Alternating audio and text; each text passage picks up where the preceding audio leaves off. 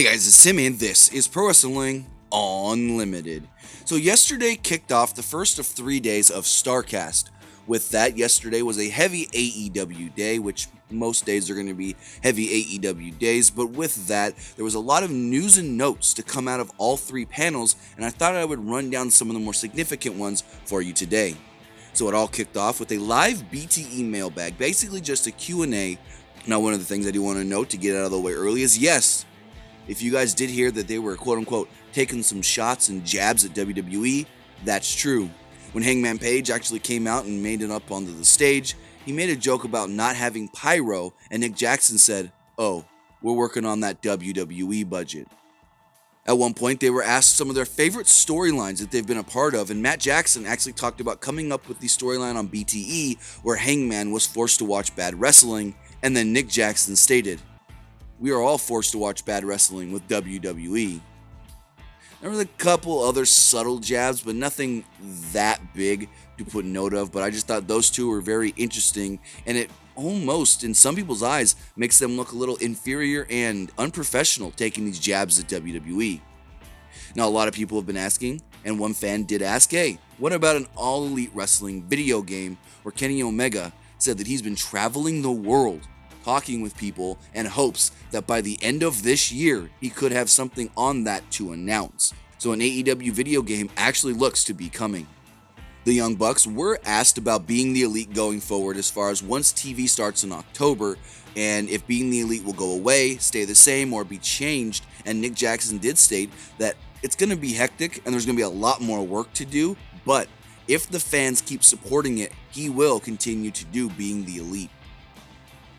Kenny Omega was asked if he was going to be wrestling this year at Wrestle Kingdom 14, and Kenny basically said, "When pigs fly."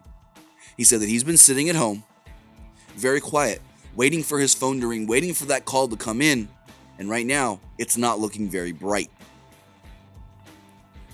A couple other questions were asked, some funny hoo-ha questions, and then we moved on to the all-out press conference and weigh-ins. The only real news to come out of this is that AEW will be returning to Chicago in the Sears Center for AEW on TNT Wednesday, November 27th, and tickets do go on sale today. I believe at this time, tickets are already available. Then we got Codys Pen. It was called From Undesirable to Undeniable, and Cody had a number of good tidbits out of this one once he got to the fan questions. At one point, Cody did state that AEW on TNT will be different than other wrestling companies. The other company has shorter matches and less wrestling, but AEW will have more wrestling content bell to bell, and AEW is all about bell to bell with less gimmicks. One 10-year-old boy did ask Cody to not give us 20-minute promos on AEW television, where Cody responded, "Not a chance in hell." Cody was asked about running in Atlanta, Georgia, and he did say that he's pretty sure Atlanta will not only be getting TV, but they will be getting a pay-per-view at some point as well. Cody also teased possibly running in the State Farm Arena. Cody was asked about why they were running the first week's show in Washington, D.C., and he just said that he's a very big patriot, he loves this country, and what better way to show that than running in Washington, D.C. He also stated for that first show on AEW on television, he is trying to get something else as well planned for Washington, D.C., where he did tease another Starrcast, stating, "Conrad's really dragging his ass on the Starrcast DC concept." Cody was asked about Rey Mysterio and why nobody really ever has anything bad to say about him.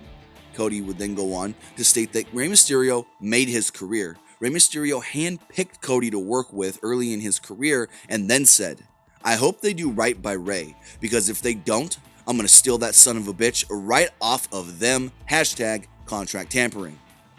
So if you guys are unaware, Rey Mysterio did sign a multi-year contract with the WWE, but he has an out clause at the 18-month mark, which is right after WrestleMania 36. So if Rey Mysterio is not happy with WWE, he can for sure leave after WrestleMania 36 and maybe go to AEW.